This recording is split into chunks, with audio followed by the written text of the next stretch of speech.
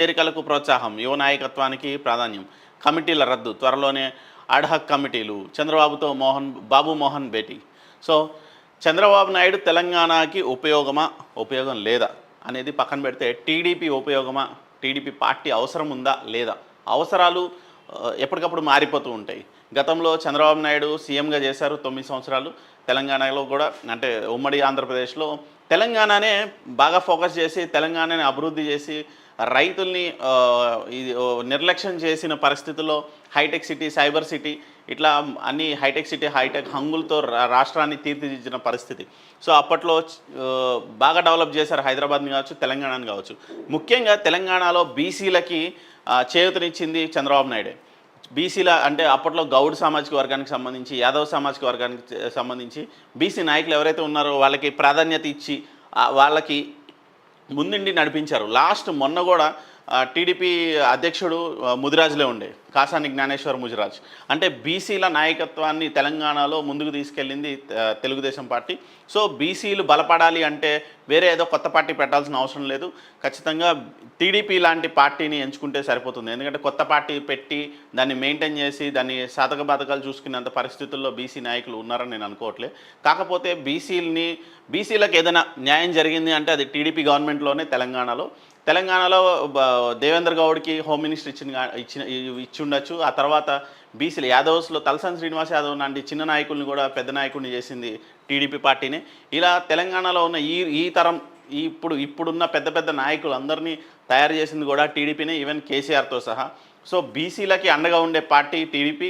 So TDP తెలంగాణకు అవసరమా అంటే ఖచ్చితంగా అవసరమే. కాకపోతే యువ నాయకత్వం అవసరం. యువ నాయకత్వం అంటే బ్రాహ్మణి కానీ, లోకేష్ లాంటి వాళ్ళని కానీ పార్టీ అధ్యక్షులను చేసి ఇక్కడ కొంచెం స్పీడప్ చేస్తే బాగానే ఉంటుంది. బీసీలకు కూడా ఒక పార్టీ అవసరం ఉంది. ఇంకొకటి లోకల్ బాడీ అంటే ప్రాంతీయ పార్టీలు అవసరం ఉన్న ఈ పరిస్థితులు.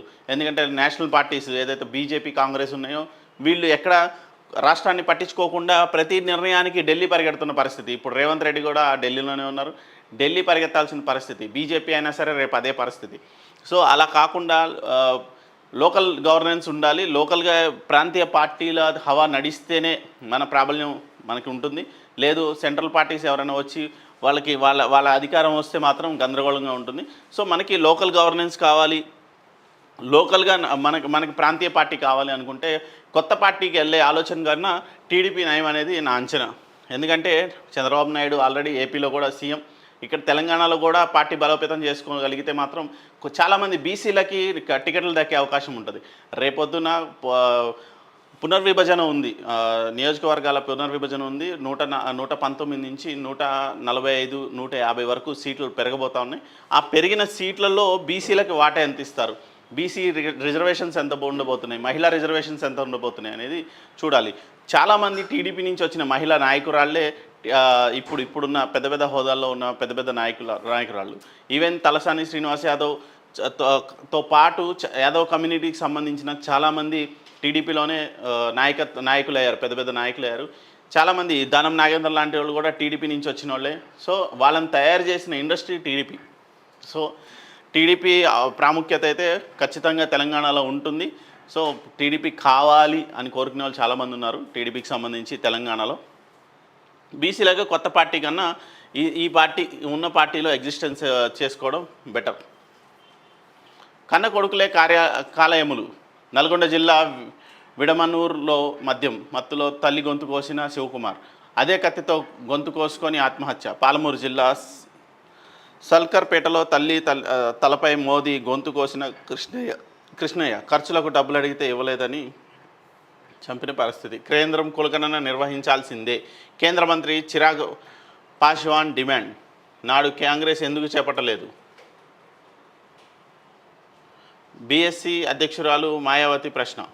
సో కులగణన ఖచ్చితంగా జరగాలి. కులగణన జరగక దగ్గర స్వతంత్రం వచ్చిన తర్వాత ఇప్పటికీ 50-60 సంవత్సరాల పాత కులగణన ఏదైతే కులాన్ని లెక్కించారో కులగణన ఖచ్చితంగా జరగాలి. అందరూ సెంట్రల్కి వెళ్తే అందరూ ఓబీసీకి వెళ్ళిపోతారు. కానీ రాష్ట్రాల వారీగా వచ్చేసరికి ఖచ్చితంగా బీసీలు ఎంతమంది, బీసీలలో 135 కులాలు ఉన్నాయి.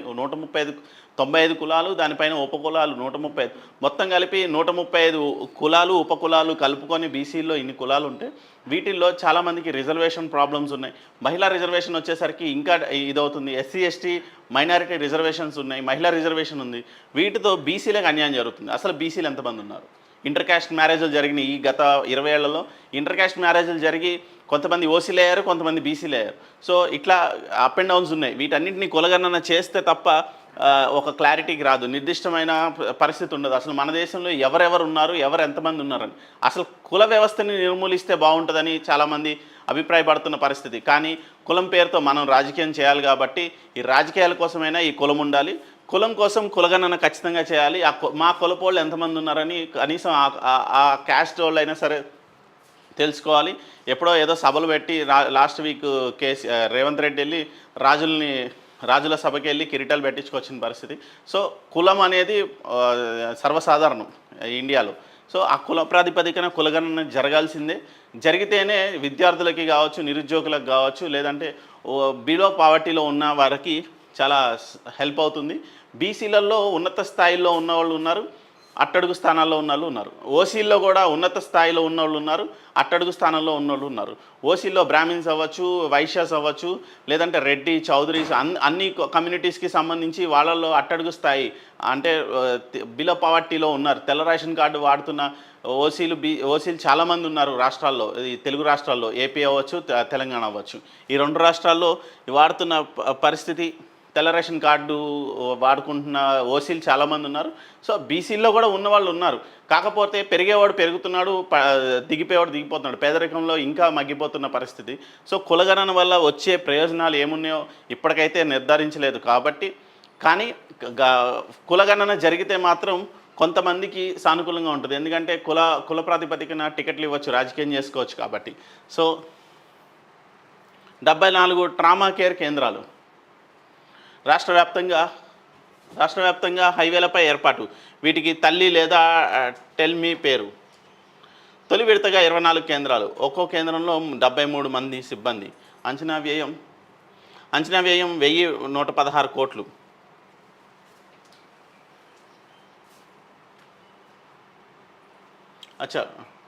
Trauma centres. ఇది తెలంగాణ వ్యాప్తంగా జాతీయ రహదారుల వెంట 74 ట్రామా కేర్ కేంద్రాలను ఏర్పాటు చేయాలని ప్రభుత్వం నిర్ణయించింది. 3 దశల్లో వీటిని అందుబాటులోకి తీసుకురావాలని భావిస్తున్న సర్కార్ వచ్చే నెల నుంచి మొదటి దశ కేంద్రాలు ఏర్పాటుకు సన్నద్ధమైంది. వీటిని Telangana highway accident life line ఇనిషియేటివ్గా ప్రకటించారు.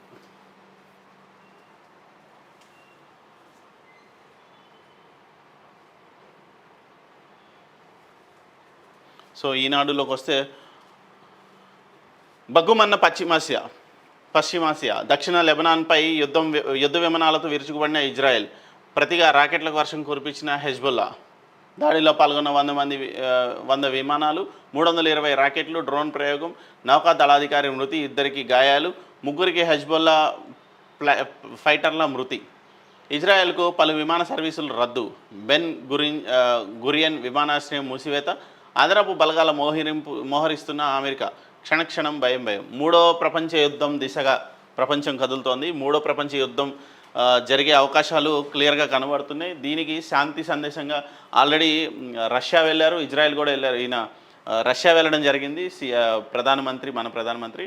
దాని తర్వాత నిన్న కొన్ని దేశాలు కూడా పర్యటన చేస్తూ ఉన్నారు. శాంతి మంత్రం జపిస్తూ అసలు మనకి యుద్ధాలు అనేది ప్రస్తుతానికి వద్దు, మనం అభివృద్ధి దిశగా పోదామనే క్రమంలో ఇనిషియేటివ్ తీసుకొని మోడీ గారు ముందుకెళ్తూ ఉన్నారు. సో ఈ పరిస్థితుల్లో ఇలాంటి రాకెట్ దాడులు ఇవన్నీ దారుణం. ఎంతటి వారైనా వదలం. చెరువులను ఆక్రమించిన వారి భర్తం పడతాం. ప్రభుత్వంలో భాగస్వాములై ఉన్నా పట్టించుకోం. సీఎం రేవంత్ రెడ్డి హెచ్చరిక. భగవద్గీత స్ఫూర్తి అని వెల్లడి. హరే కృష్ణ హెరిటేజ్ టవర్ గర్భగృహంలో నిర్మించే ఆలయాలకు అనంత శేష స్థాపన. 166 నిర్మాణాలపై హైడ్రా బుల్డోజర్. 18 చోట్ల చెరువులు, పార్కులు, స్థలాల్లోని ఆక్రమణలు నేలమట్టం. వాటి విస్తీర్ణం 43.94 ఎకరాలు. ఆక్రమణ నిర్మాణాలు చేపట్టిన వారిలో ఎంఐఎం, ఎమ్మెల్యే, ఎమ్మెల్సీ, పలు పార్టీల నాయకులు, ప్రముఖులు. సో చాలామంది ఉన్నారు ఎంఏఎం జోలికి వెళ్తే అసలు ఇది ఈ పరిస్థితి ఉంటుందా? ఎంఏఎం జోలికి వెళ్తే గందరగోళం సృష్టిస్తారు రేపొద్దున. మరి వాళ్ళని తట్టుకునే పరిస్థితి రేవంత్ రెడ్డికి అంత దమ్ము ధైర్యం ఉందా చూడాలి. ఫస్ట్ హైడ్రా అనేది ఆయన రంగనాథ్ గారు చేసుకుని వెళ్ళిపోతారు, కానీ ఎలాంటి ఆంక్షలు లేకుండా రేపొద్దున ఎలాంటి అప్లికేషన్స్ లేకుండా హైడ్రా చేయగలగాలి అంటే ఈ ఎంఏఎం పార్టీకి సంబంధించి ఎమ్మెల్యేలు ఎమ్మెల్సీలు వాళ్ళ అరాచక శక్తుల్లాగా వ్యవహరిస్తాం కొంచెం ఇది. అయితే మా ఆలోచన ఏంటంటే రేపు వచ్చే వినాయక చవితికి ఆ చెరువుల్ని పునరుద్ధరించి కనీసం అక్కడ నిమజ్జనం చేసే పరిస్థితి, అంటే ప్లాస్టర్ ఆఫ్ ప్యారిస్ వినాయకుల్ని కాకుండా మట్టి వినాయకుల్ని ఎవరైతే నిమజ్జనం చేయాలనుకుంటారో అలాంటి వాళ్ళకి ఈ చెరువుల్ని పునరుద్ధరించి చూపిస్తే అది ఇంకొంచెం బెటర్గా, అంటే బ్యూటీగా అనిపిస్తుంది. అరే ఈ చెరువుల్ని మనం ఎందుకు కాపాడుకోవాలి అనే అవేర్నెస్ వాళ్ళకి కూడా వస్తుంది. సో చాలామంది పట్టించుకోకుండా వెళ్ళిపోతారు. చెరువు కబ్జానే అవుతుంటుంది, వాళ్ళ ఇంటి పక్కనే చెరువు ఉంటుంది, దాన్ని కబ్జా చేస్తుంటారు, మట్టి పోస్తూనే ఉంటారు, వీళ్ళు పట్టించుకోరు. తర్వాత అర్థమవుతుంది అరే మనం అంధకారంలోకి వెళ్ళిపోతున్నామని. సో అలాంటి పరిస్థితులు లేకుండా ఇట్లా చెరువుల్ని మళ్ళీ ఎన్కన్వెన్షన్ లాంటి దాన్ని రేపు వినాయక చవితి నిమజ్జనాలు అన్నిట్లో, అంటే మట్టి వినాయకుల్ని నిమజ్జనాలు చేసే కార్యక్రమం ఏదైనా ఆ చెరువులో పెడితే చాలా అద్భుతంగా ఉంటుంది. త్రిముఖ వ్యూహం, కార్యాలయాల్లో ఫిర్యాదులకు ఆస్కారం లేని సేవలే లక్ష్యం. స్టాంపులు రిజిస్ట్రేషన్ శాఖ సమావేశంలో మంత్రి పొంగులేటి శ్రీనివాస్ గారు ఎక్కడా కనపడరు, చాలా సైలెంట్గా వర్క్ చేసుకుంటూ వెళ్ళిపోతారు. సో ఆయన హవా నడుస్తుంది. ఒకవేళ రేపొద్దున్న ఏదైనా సీఎం రేస్లో ఎవరైనా ఉంటారు రేవంత్ రెడ్డి తర్వాత అంటే బట్టి విక్రమార్క తర్వాత ఎవరైనా ఉంటారంటే పొంగులేటి శ్రీనివాస్ రెడ్డి గారు ఖమ్మంలో మంచి పేరు సంపాదించుకున్న పరిస్థితుల్లో ఆయన మీద ఎక్కడ బ్యాడ్ రిమార్క్ లేదు. ఎందుకంటే ఆయన అంతా కార్పొరేట్ స్టైల్లో ముందుకు దూసుకుపోతూ ఉంటారు. ఆయన చుట్టూ చేరిన కొంతమంది ఆయన పేర్లు వాడుకుంటూ కొంచెం డ్యామేజ్ చేస్తున్నారు పొంగులేటి శ్రీనివాస్ రెడ్డి గారిని. సో బారాస ఎమ్మెల్యేలపై కుట్ర, కాంగ్రెస్లో చేర్చుకునేందుకు హైడ్రా పేరిట ఒత్తిడి. పల్లా విద్యా సంస్థల అనుమతులను మీడియా సమక్షంలో పరిశీలించాలి, సర్వే నెంబర్ల ప్రకారం హద్దులు నిర్ణయించాలి. మాజీ మంత్రి హరీష్ రావు. పల్లా రాజేశ్వర రెడ్డి వెన్నులో వణుకు పుట్టింది. పల్లా రాజేశ్వర రెడ్డికి సంబంధించిన విద్యా సంస్థలపైన మొన్న 2 రోజులుగా కొన్ని మీడియా సంస్థలు ఇక్కడ ఏం జరుగుతుందంటే మూడు రకాల గందరగోళాలు జరుగుతున్నాయి. ఒకటి హైడ్రా ఎవరిని కూలుస్తుందని నోటీసులు ఎవరికి ఇవ్వట్లేదు. ఎందుకంటే ఓవర్ నైట్లో నీకు తెలీదా ఈ చెరువులో ఉన్నది అనే కాన్సెప్ట్లో వాళ్ళు వెళ్ళి ఓవర్ నైట్లో కూల్ చేస్తున్నారు. అదే ఒక పక్కనైతే ఇక్కడ లోకల్ లీడర్లు బెదిరిస్తున్నారు. లోకల్ లీడర్లు ఎవరిని బెదిరిస్తున్నారంటే ఇది నీ చెరువులో ఉంది, ఉన్నా లేకపోయినా నీ చెరువులో ఉంది, దీన్ని మేమైతే కాపాడగలం, ఎంతో కొంత మాకు ఇవ్వని. రెండోది వాళ్ళు ఇంకో రకంగా కూడా బెదిరిస్తున్నారు, ఇది కూల్ చేస్తే నీకు వేస్ట్ అయిపోద్ది, మాకు అమ్మేసే, అది పావులకు ₹10 అమ్మేసే అనే పరిస్థితిలో లీడర్లు భయపెడుతున్నారు. మూడోది కొంతమంది సోకాల్డ్ పార్టీలకు సంబంధించిన జర్నలిస్టులు కావచ్చు, లేదంటే రిపోర్టర్స్ కావచ్చు, లేదంటే యూట్యూబ్ ఛానల్స్ కావచ్చు, అది ఎవరు అనేది నేను నిర్దిష్టంగా చెప్పలేకపోవచ్చు, కానీ కొంతమంది కొన్ని ల్యాండ్స్ దగ్గరికి వెళ్ళి అయోమయం సృష్టిస్తున్నారు. అది చెరువా లేదంటే ఇంకేదైనా తెలుసుకోకుండా అక్కడికి వెళ్ళిపోయి సర్వే నెంబర్లు చెక్ చేసుకోకుండా, గూగుల్ ఎర్త్ చెక్ చేసుకోకుండా, గూగుల్ మ్యాప్స్లో ఎక్కడ చెరువు ఉంది, ఎంత విస్తీర్ణంలో ఉంది, అసలు దాని జియోగ్రాఫికల్ స్టేటస్ ఏంటి అనేది తెలుసుకోకుండా అడ్డగోలుగా అక్కడికి వెళ్ళిపోయి కంటెంట్లు చేయడము, హడావుడి చేయడం వల్ల అక్కడున్న లోకల్ పీపుల్కి లేదంటే అక్కడున్న ల్యాండ్ ఓనర్స్కి అరే వీళ్ళు చేసే ప్రాపగాండా వల్ల మా బిల్డింగులు కూల్ చేస్తున్నారు అనే డైలమాలో కూడా ఉన్నారు. సో మనం కూడా ఈవెన్ ఓకే టీవీ అయినా సరే ఫీల్డ్లోకి వెళ్ళినప్పుడు ప్రాపర్ డాక్యుమెంటేషన్ చెక్ చేసిన తర్వాతే ఏది చెరువు, ఏది సర్వే నెంబరు, పట్టా భూమి అనేది మనం చెక్ చేస్తున్నాం. ఎఫ్టీఎల్స్లో ల్యాండ్స్ కడితే మనం కూడా యాక్సెప్ట్ చేయం, మనం కూడా చెప్తాం ఖచ్చితంగా వీడు ఎఫ్టీఎల్లో కట్టాడు అని. దానికి ప్రాపర్ ఎవిడెన్సెస్ ఉంటాయి, దాని డాక్యుమెంటేషన్ ఉంటుంది. ఒకళ్ళు ఎవరైనా క్లెయిమ్ చేస్తున్నారు అంటే దానికి డాక్యుమెంటేషన్ లేకుండా ఎవరు క్లెయిమ్ చేయరు. ఆ డాక్యుమెంటేషన్ పెట్టుకొని మనం మాట్లాడతాం. లేదంటే ఏదో గల్లీలో డబ్బా పెట్టారు, దాని మీద ఏదో పేరు రాస్తుంది, ఇది వీడిదా కాదో కనుక్కుందాం అనే పరిస్థితులు అయితే మనకి లేవు. సో రేపటి నుండి సర్వే, రుణమాఫీ కాని రైతుల వివరాలు నమోదుకు మార్గదర్శకాలు జారీ. ఇదే మాట ఆగస్టు 15వ తారీఖు గల్లా నువ్వు చేయగలిగితే నేను రాజీనామా చేస్తాను. హరీష్ రావు అంటే ఆగస్టు 15కి అసలు అయిపోయిందని చెప్పేసి ముందే కాంగ్రెస్ నాయకులు వచ్చేసి ముందలే వీళ్ళకి కౌంటర్లు ఇవ్వడం, ముందలే వచ్చేసి హరీష్ రావు రాజీనామా చేయడం, ఇంకా సర్వేనే